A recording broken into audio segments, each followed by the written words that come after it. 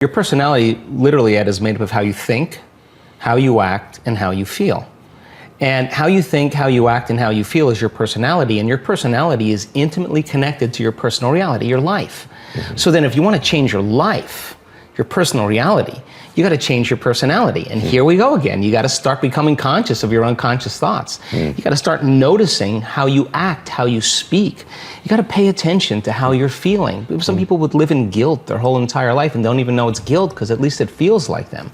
So then when you start doing that, you begin to objectify your subjective self. So then when you begin to make small changes, back to thought, a new thought should lead to a new choice. A new choice should lead to a new behavior. A new behavior should create a new experience, and a new experience should create a new emotion. Yes. And that new emotion is teaching your body chemically to understand what your mind has intellectually understood. Now your body is embodying the truth, right? So then the new emotion should inspire new thoughts, and that's called evolution. So how do we get stuck? It's really simple.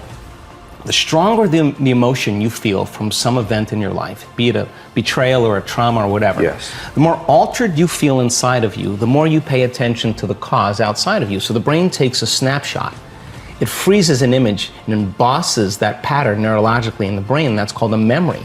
So we create long-term memories from strong emotional events, okay? So is that true? I just want to understand. Maybe the larger the event in terms of its emotion to you, the stronger of a hold it has over you? Yeah, well, the more it's embossed in your biology. So certain people have a strong experience in their life, and it catches all of the brain's attention. So now they think neurologically within the circuits of the past experience, and they feel chemically within the boundaries of those emotions. And so how you think and how you feel creates a state of being. Now here's the problem, that if you don't know how to mediate or control your emotional reaction to that event, and you keep that refractory period of chemicals going on for extended periods of time, so that the event produces a chemical change, and the body needs to return back to homeostasis or balance. But if it can't, then the elongation of that emotional reaction for weeks, say, for days or weeks, is called a mood. So you say, Ed, what's wrong with you?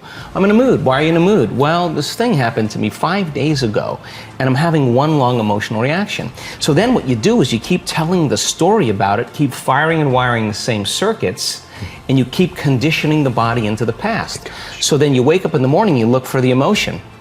So then now, all of a sudden, you keep it lingering for weeks or months. That's called the temperament. Well, why is he so angry? I don't know. Let's ask him. Why are you so angry? Well, this thing happened to me 8 months ago. I'm having one long emotional reaction. I'm memorizing my emotions. You keep it going on for years on end. That's called a personality trait. So then a person then is memorizing themselves by living in the past. And so then you say to them, well, tell me the story. Now, the latest research on memory says that 50% of what we talk about in our past isn't even the truth. So we make stuff up about the past. In other words, people are reliving a life that they didn't even have just to reaffirm that they can't change, right? So then what's the significance of this? Where you place your attention is where you place your energy. Period. So then the stronger the emotion that you have to some problem or condition or person in your life, the more you're paying attention to them. So they captured your attention. So you're giving your power away to that person, right? Because they're capturing your attention. So then there's an energetic connection to every person, everything in your past, present reality has your energy connected to it. So now, this is the significance. When a person really decides to be defined by a vision of the future instead of the memory of the past, the hardest part about it is all of a sudden becoming conscious and not making the same unconscious choice. So then, if you lower the volume to your frustration, to your hatred, to your anger, if you truly knew how to do that, if you lowered the volume to that emotion, you would take your attention off that person, which means you would begin to break those energetic bonds, and now you're taking your power back.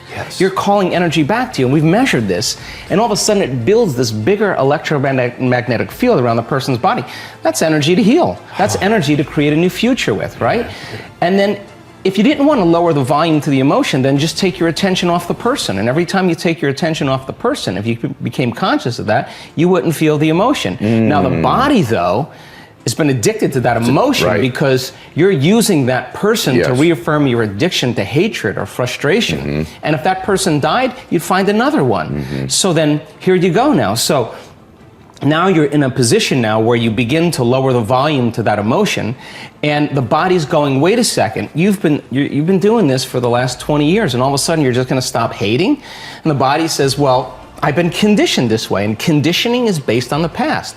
So when the body feels the lack of that emotion, just like a drug addict, it says, hey, you're off schedule here. So now the body starts influencing the mind to think about experiences that are embossed in the brain that are based on that emotion. So the emotion now is causing you to think in the past. If we teach a person then how to trade that frustration or that hatred for an elevated emotion, and they'll say, yeah, but you know, it was my ex's fault, or I got betrayed by my partner in business. Yeah, we know that. Okay, so let's take your partner in business or take your ex, let's duct tape him, put him in a cannon and shoot him to the moon. Now what are you gonna do? Sooner or later, you gotta reckon with yourself and change, right?